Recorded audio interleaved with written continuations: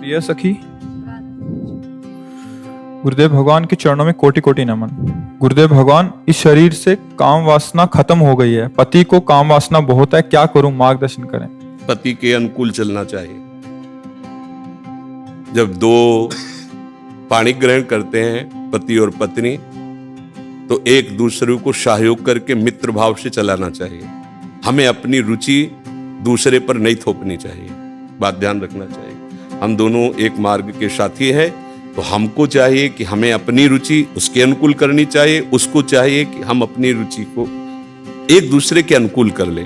अगर आपकी रुचि नहीं है तो पति को मनाइए और अपनी रुचि में उसको अनुकूल कीजिए। अगर वो अनुकूल नहीं होता तो आप कोशिश कीजिए कि आपकी वृत्ति के कारण कहीं वो व्यभिचार में ना उतर जाए, गंदे मार्ग में न जाए। उसका साथ दो, आप उसके साथी हो। आपका ब्रह्मचर्य उतना महान नहीं होगा जितना पति की आराधना महान होगी। पति को एक मित्र है, मान लो हम कह रहे हो वो पति परमेश्वर होता है, ऐसा मत मानिए।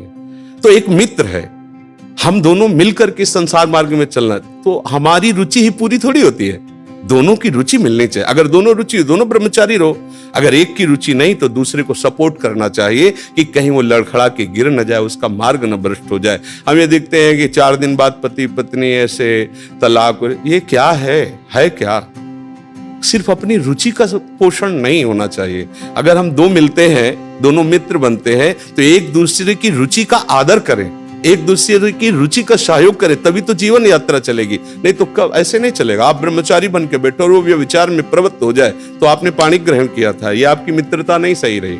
हाँ, वो बहुत ही व्यभिचारी है, अन्य, तो फिर अपने को अलग कर लेना चाहिए। अगर वो एक पत्नी व्रत है तो हमें उसका सहयोग करना चाहिए, उसमें ब्रह्मचर्य की तरफ वृत्ति न रखकर अपने पति की अनुकूलता की तरफ वृत्ति रखनी चाहिए।